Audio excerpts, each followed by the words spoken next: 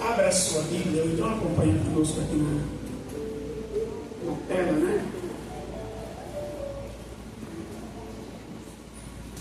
Evangelho de Lucas,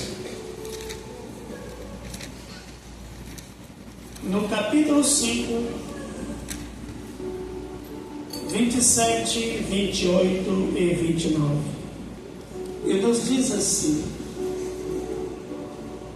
e depois disso, saiu e viu um publicano chamado Levi, assentado na recebedoria, e disse-lhe: segue-me. E ele, deixando tudo, levantou-se e o seguiu.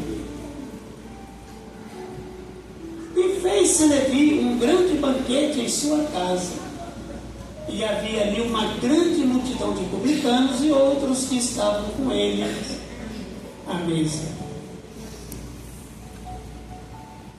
Deus bendito, a tua palavra que é viva e eficaz, é mais penetrante, é mais cortante do que qualquer espada de 2 gumes, que penetra no interior e faz separação entre alma e o espírito, e é apta para discernir os pensamentos. A tua palavra foi lida, ela foi expressa aos nossos corações. E agora, meu Senhor, fala ao teu povo, fala à tua igreja. Nos use como um vaso, como um instrumento, como uma ferramenta afiada, para que a tua palavra ache guarida nos corações. E humildemente eu me lanço aos teus pés, pois sem ti nada posso dizer, nada posso fazer. Sê conosco, nos auxilia, nos dê graça. O Senhor também protege a mente do teu povo que está ouvindo, principalmente dos nossos queridos visitantes. Não deixa, Senhor, que coisa alguma, espírito maligno nenhum, distrair, Senhor, a quem quer que seja. Prenda a atenção do teu povo e dos ouvintes à tua palavra. É a oração que nós fazemos em nome do Senhor Jesus. E ainda, amarra o diabo longe desse recinto e nos assiste por misericórdia. É a nossa oração, Senhor, em nome de Jesus. Meus amados, o tema do nosso sermão, do nosso pequeno sermão, aliás, é deixando tudo.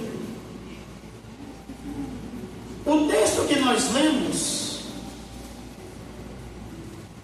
é referente ao apóstolo Mateus, que nesse texto é chamado de Levi.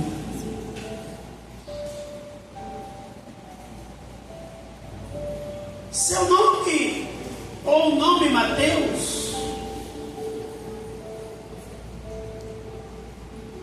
o linguajar mais antigo para esse nome é Matatias. De vez em quando eu brinco com o neto da irmã Meire, né? Ele chega, eu digo Matatias. Mateus. O seu nome significa dádiva de Deus. Olha que maravilha. É importante, irmãos, os nomes. Tem gente que vai colocando qualquer nome em seu filho, né?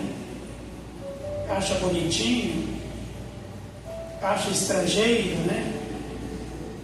Acha nome estrangeiro bonito. Contudo, sem saber o que significa. É bom saber o que significa o seu nome, ou o nome que você vai dar ao filho. Você que está pretendendo casar, aí, preste atenção nisso. O nome de Mateus, ele aparece em todas as listas dos 12 apóstolos. Foi, sem dúvida, um judeu que também era publicano romano. Mateus escreveu o evangelho dirigido aos judeus. seu evangelho que nós lemos hoje foi dirigido aos judeus, seu próprio povo, a sua própria nação, a sua própria gente.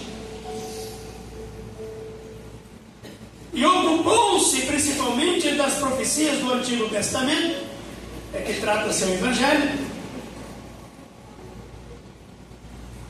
E ele dá espaço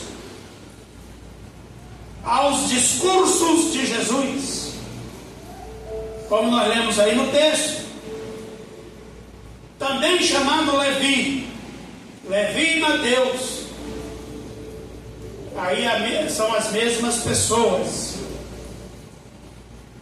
a mesma pessoa. E ele era um coletor de impostos, um tipo de fiscal da alfândega ou da Receita Federal. Veja aí. Ele não era bem quisto pelo seu povo. Ninguém gostava dos publicanos. Isso a nível do povo judeu. Porque a comunidade judaica,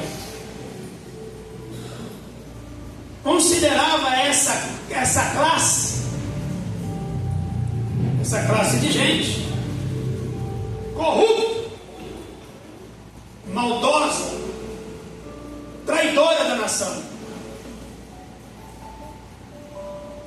Era difícil para um cobrador de imposto naquele tempo. Os romanos, por exemplo, faziam indicação de pessoas judaicas, porque conheciam a língua, para cobrar os impostos. E eles nunca cobravam só o que era mandado. Só você lembrar do caso do Zaqueu, que era uma espécie de chefe dos publicanos, e era um homem muito rico, diz a Bíblia, porque ele cobrava o imposto devido e o indevido também. Era o caso de Mateus. Então a nação não gostava deles de jeito nenhum.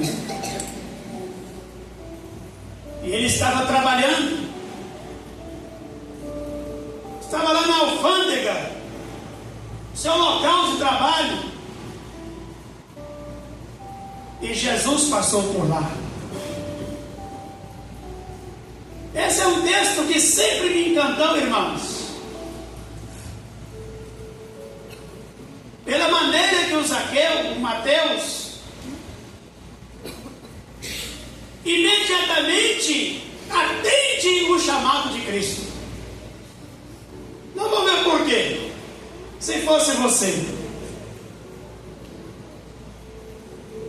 Então o Senhor passou lá pelo seu trabalho, olhou para ele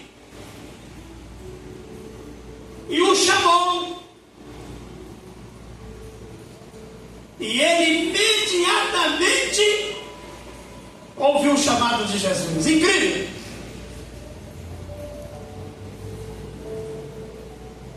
O que Mateus tinha, meus irmãos? Mateus tinha um bom emprego. Bem sabe os irmãos aí, né? A batalha das pessoas por uma vaga aí na esfera federal, estadual, municipal. A gente vê as batalhas, os concursos, né, que consomem aí o tempo dos irmãos, das pessoas, em estudar e se preparar para um bom concurso. Porque quer uma vaga nessas esferas que acabei de citar, seja na federal, na estadual, municipal e etc. Olha quanto tempo tem esse acontecimento aqui com Mateus, mais de 2000 anos. Era concorrido naquele tempo, imagina os irmãos. E olha como é hoje, do mesmo jeito.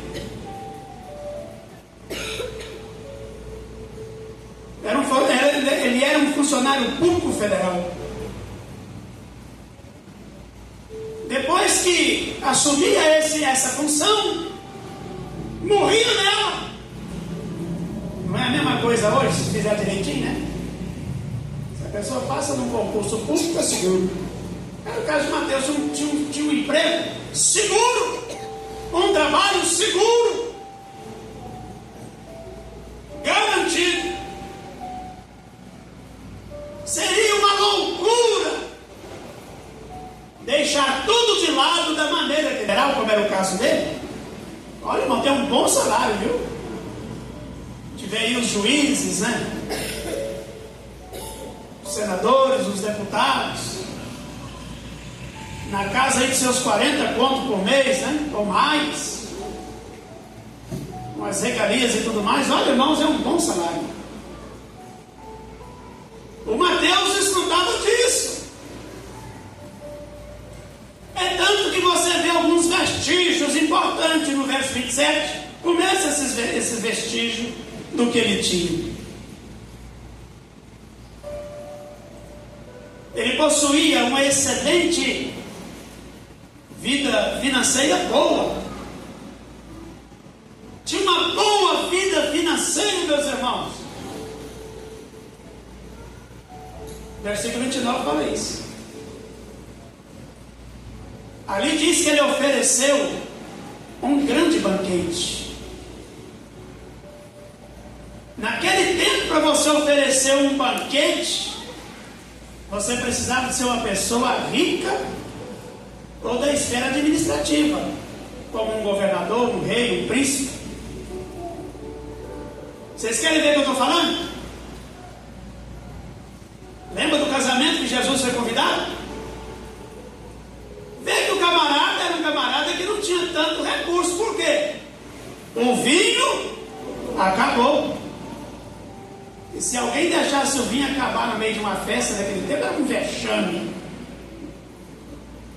Um vexame. Imagine que você convide a igreja aí para um aniversário, né, Isaías? Aí você está com 2 garrafinhas de refrigerante lá para essa multidão toda.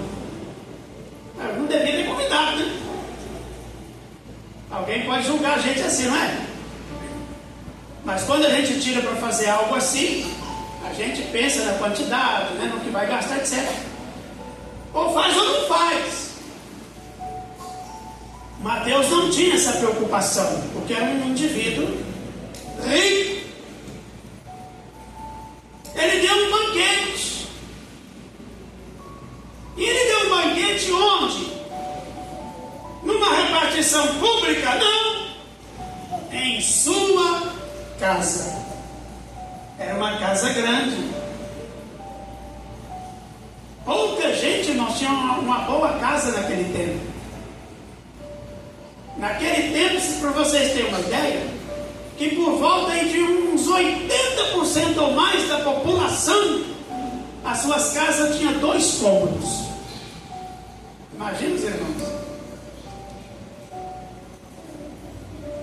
Jesus, por exemplo, poderia ter escolhido a casa de um dos discípulos para fazer a última ceia. No entanto, ele escolheu um cenáculo, um lugar grande, amplo, e não era de nenhum deles, era de alguém lá. A Bíblia menciona, né? Vai à casa de um certo cidadão e disse que o mestre quer comer a ceia na casa dele. Era um lugar amplo. Então a casa de Mateus, nesse caso aqui, era uma boa residência. Tinha pouquinha gente na casa dele, a Bíblia diz que tinha uma multidão. Normalmente uma multidão tem que passar aí umas 150 pessoas, sei lá. Até mais que isso, né? Uma multidão. E não era só multidão de gente, né? Primeiro que acompanhava Jesus. Outra coisa que estava ao redor de Mateus eram muitos amigos que ele tinha. Olha os publicanos lá com ele. Olha os publicanos com ele. Então imagina os irmãos, quem era Mateus? Funcionário público federal, salário muito bom, casa própria, família confortada, cheio de amigos. Do que você olhando para esse aspecto apenas social. Não é o que muita gente pensa? Se eu tenho saúde, se eu tenho dinheiro, o resto é detalhes. Os amigos vêm se você tiver dinheiro. Olha para o caso de Jó. Enquanto era riquíssimo, era uma multidão na casa dele. O dia que ele caiu doente, sumiu os amigos todos. E os que apareceram lá foi para acusá-lo. É o que acontece no mundo aí, né? Se você tem dinheiro, tem amigos. O dinheiro atrai um monte de coisa, né? Amigos entre aspas. Atrai a mulherada. Atrai um monte de coisa. Olha o Mateus aí, ó.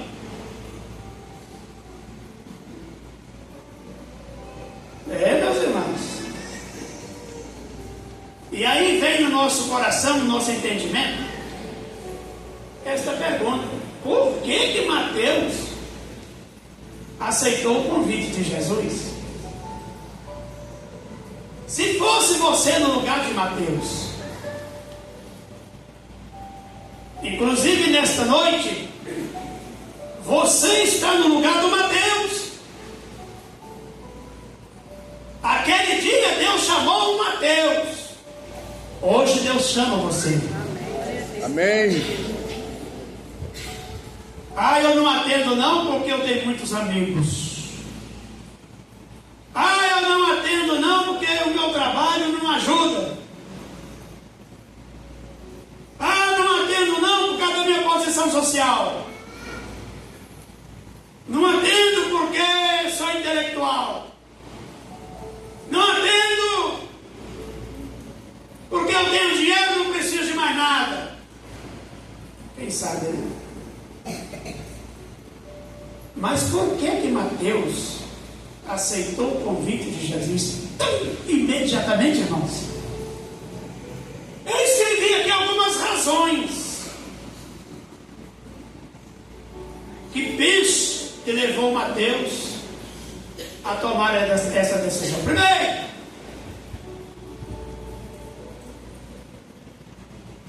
meus irmãos,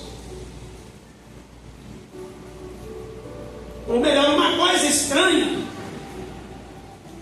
quero deixar isso registrado para você também, que ele deixou tudo para seguir um estranho, um desconhecido. Você está vendo aí a dificuldade? Camarada da esfera federal, bom salário, boa casa, boa família, bons amigos, deixa tudo para seguir um estranho, um desconhecido. Para pensar. Olha o que Deus faz. A primeira coisa que penso para Mateus tomar uma decisão dessa, meus amados, é que ele acreditava que Jesus era o Messias. Era um homem que tinha esperança no coração. Era um homem que esperava a chegada do Messias. E de onde foi que ele tirou essa ideia? Primeiramente, quando a esperança era uma profecia do Velho Testamento, que eles aprendiam lá na sinagoga sempre, ouvia lá sempre. Como o judeu ainda diz até hoje, o nosso Messias virá. Jesus veio, eles não entenderam que Jesus era o Messias. Estão aguardando o Messias até hoje. E nós estamos aguardando a sua segunda vinda, né? Amém. Para nós ele já veio. Da glória. Mas ele acreditava nisso. Certamente Mateus ouvira falar dos milagres que Jesus operava, principalmente em Cafarnaum, lá onde ele estava trabalhando. Olha quantos milagres o Senhor operou ali naquelas regiões. Lucas 4, 40, 41, Lucas 12, 15, Mateus 8, 23, 27, Mateus 8, 28, 34, Lucas Lucas 5:11. Estes sinais que Jesus operara naquelas regiões, era comentário entre todos. Os judeus, eles comentavam entre si: será esse o Messias? Será esse o prometido? Você vai ver os embates que Jesus teve com os publicanos, ou melhor, com os fariseus e saduceus. Era essa questão que às vezes permeava a discussão, principalmente no Evangelho de João. É ele o Messias ou devemos esperar outro? Até João o Batista ele fez essa pergunta. Então era uma discussão no meio deles. Será que ele é o Cristo? Um certo cego que foi curado da sua enfermidade, questionado pelos fariseus, ele disse: olha, ninguém opera milagre como esse homem opera se não for de Deus. Então, uns acreditavam que ele era de Deus e outros não, e aí era uma certa confusão armada. Foi por isso que os judeus não entenderam bem no dia da crucificação, ou do julgamento lá do Pilatos. A quem quereis que eu vos solte? Barrabás ou Jesus chamado Cristo? E eles decidiram que o crucificar era Cristo, porque não atendeu às expectativas da liderança judaica. Os irmãos têm uma ideia. Mas penso eu que o Mateus ele atendeu imediatamente o chamado de Jesus, porque esses comentários eram comuns lá na sua área de trabalho. Era muito comum. Se eu fizer uma pergunta aqui hoje, para você ver como é que era comum, e ainda é: há alguma pessoa aqui no auditório que nunca ouviu falar de Jesus? Eu acho que não aparece ninguém. Você não é crente, você não é membro da igreja, você não é batizado, mas ouvir falar de Cristo você ouviu. Amém? Maravilha. Era o caso de Mateus. Ele estava escutando a respeito de Cristo, foi analisando. E de repente Jesus passa lá no seu trabalho. Da mesma maneira que Jesus passa pela sua vida hoje. Amém. E disse para ele: segue-me. E ele imediatamente seguiu. Em terceiro lugar,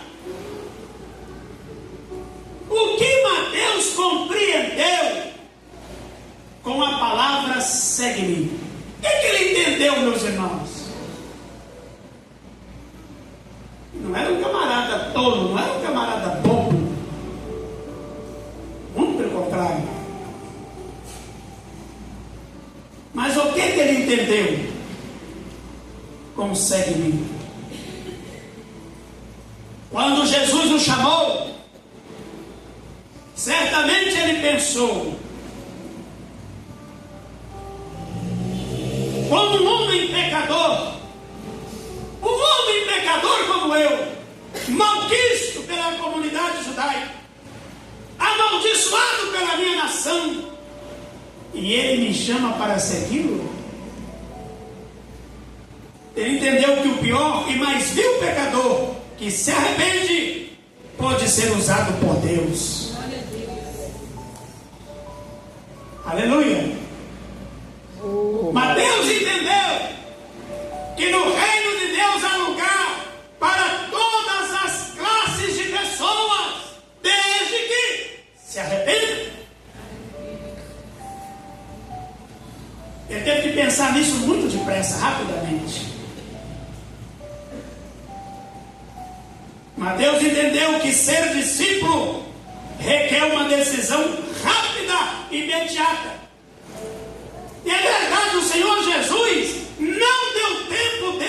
pensar. Leia o texto com atenção. Não deu tempo para ele pensar. Segue-me. E ele seguiu. O fato de Deus ter te dado tempo para você pensar é que você não se decidiu até o dia de hoje. É quando muitas das vezes nós temos tempo para pensar. Vocês querem ver? Jesus diz para o indivíduo assim: segue-me tu. Diz para outra pessoa. Dessa vez não foi para Mateus, ele falou para um outro indivíduo: segue-me. A mesma coisa. Sabe o que o outro respondeu? Eu te sigo, mas deixa-me primeiro enterrar o meu pai. Lembra, os irmãos? Não é porque o pai dele estava no caixão, não. A ideia do texto é que ele ia esperar o pai dele envelhecer, ficar doente, morrer, ser enterrado, e depois ele ia seguir o mestre. Aí Jesus devolveu para ele e disse: deixa os mortos enterrar seus mortos, e vem tu e me segue. Seguiu não. Veja o caso do Mateus, como é que é impressionante. O outro disse assim para ele: mestre, seguir-te-ei para onde quer que tu pares. Aí Jesus falou com ele: olha, as raposas têm covis, as aves do céu têm ninho, mas o Filho do Homem não tem aonde cair morto, não tem aonde reclinar a sua cabeça. Como é que Mateus foi seguir uma pessoa desse, desconhecido e não tendo nada na vida, do aspecto assim financeiro, social e tal?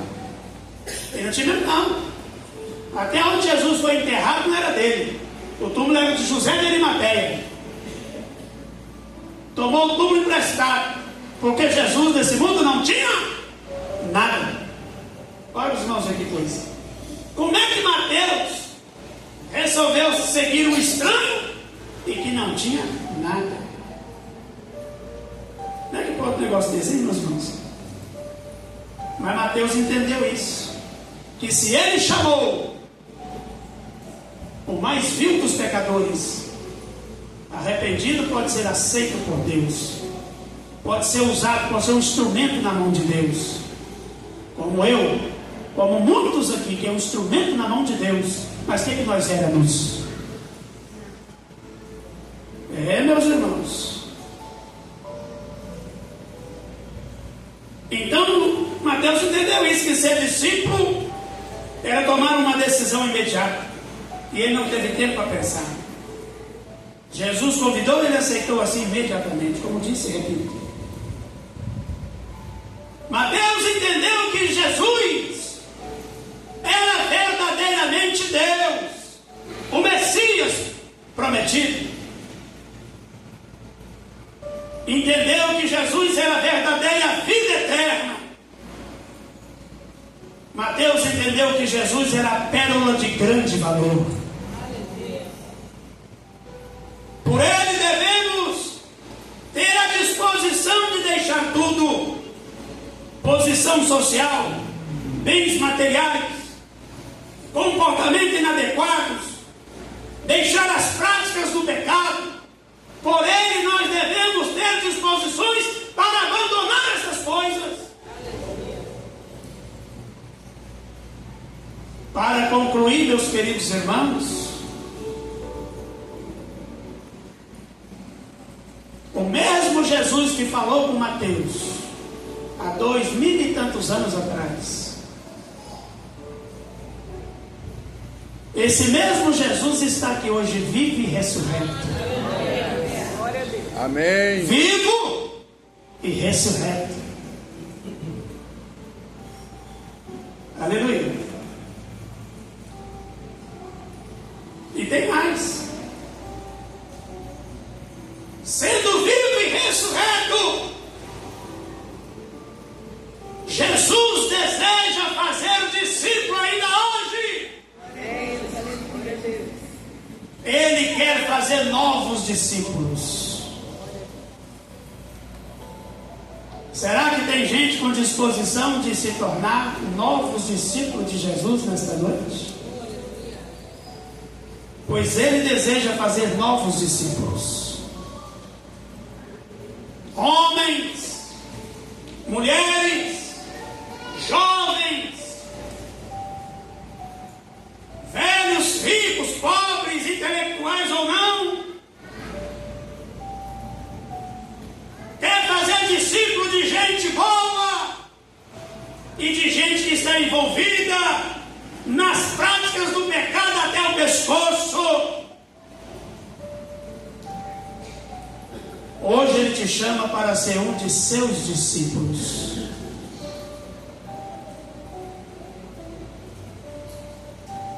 Como você estiver e onde você estiver, Ele te chama para ser um de seus discípulos.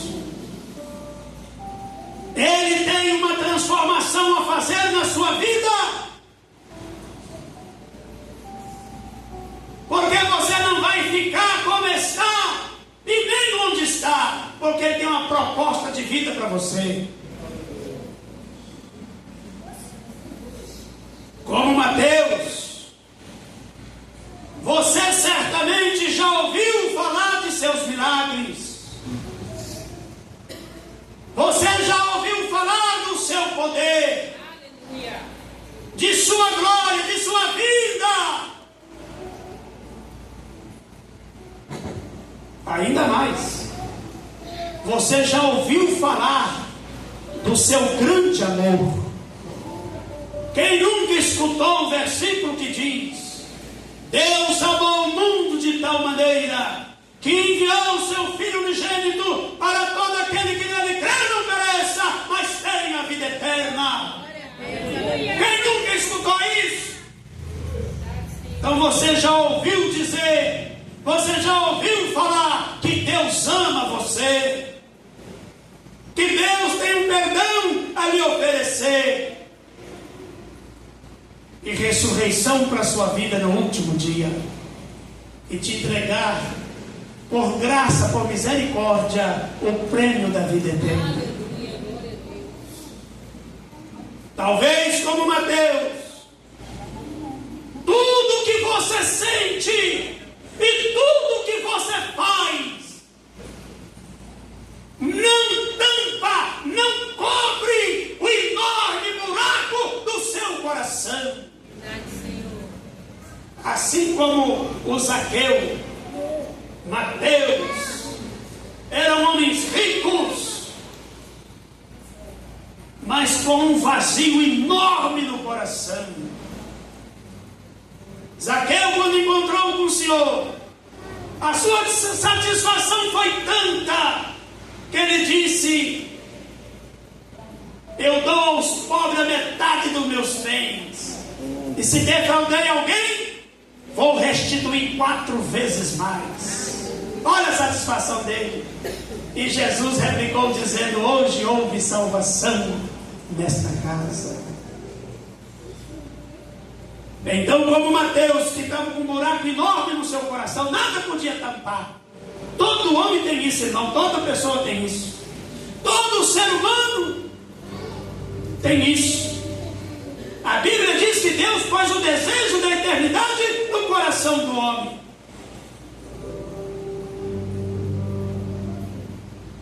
Então o homem tem desejo da eternidade. Mateus tinha essa necessidade, Mateus tinha esse buraco no coração. Nada preenchia aquilo. Quando o olhar de Jesus cruzou com o olhar dele e Jesus o chamou, ele não pensou 2 vezes. Deixou para lá emprego, deixou para lá a esfera federal, deixou para lá os seus amigos, deixou para lá suas riquezas e foi seguir Jesus, meus irmãos. Sabe o que Mateus ganhou nesta vida? Se não estou aqui equivocado, ele saiu para pregar depois que Jesus foi assunto ao céu. E me parece que um rei bárbaro o prendeu arrancou a sua pele, assim, deixando na carne viva. Ele morreu pregando o evangelho, sendo a sua pele arrancada. Olha que conversão, olha que decisão. Seguiu o estranho, deixou tudo para trás, enfrentou a morte. Mas com certeza, irmãos, o Espírito Santo falou ao seu coração: ser fiel até a morte, e dar-te-ei a coroa da vida. Vamos colocar de pé. E você, Mateus? Não é Mateus nosso irmão aqui não, né? Você que está aqui presente, eu vou te chamar de Mateus nessa hora. Jesus te chama hoje. Jesus te convida hoje. E não quer que você fique pensando mais, já pensou demais. Você precisa tomar uma decisão imediatamente. Não para pensar, porque parar para pensar.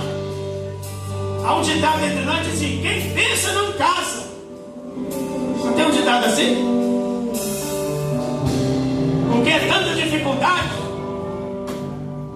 é tanta coisa que você vai enfrentar, largar a casa do papai e da mamãe, do conforto, para enfrentar suas próprias adversidades. Daí parte esse ditado: quem pensa não casa. Deus não deu tempo para Mateus pensar, assim como não quer te dar tempo para pensar mais. Deus te chama nesta noite, meu amigo Mateus. Você agora é chamado de Mateus. O Senhor te chama, e não é para você pensar outra coisa senão segui-lo nesta noite. Onde está você? Sai do seu lugar, vem até aqui, nós vamos orar por ti. Você que anda afastado do Evangelho, põe um fim nisso e venha a Cristo, porque Ele te chama. Venha. Há alguma pessoa que quer ouvir o convite de Jesus? Ele está dizendo para você: segue-me, segue-me. Ainda dá tempo para você seguir a Cristo. Torne hoje um de seus discípulos, como a maioria aqui o são. Pela tua presença, pelo teu amor, nós somos gratos ao Senhor pelas bênçãos que o Senhor tem derramado sobre nós, sobre a tua igreja. Meu Deus, muito obrigado pela tua presença gloriosa nesse lugar. Nós te adoramos e bendizemos o teu nome, Senhor. Queremos pedir ao Senhor que continue nos abençoando com a tua presença, com a tua glória, continue nos guardando, nos dando livramento. Assim nós adoramos o teu nome e agradecemos mais uma vez por tudo que tens feito, Senhor, e por tudo que o Senhor tem dado de fazer em nossas vidas, em nome de Jesus. Amém. Que o santo amor de Deus o Pai, a graça maravilhosa de Jesus o nosso Senhor, as santas e doces consolações do Espírito Santo, ser com todos os salvos desde agora e para sempre. Amém.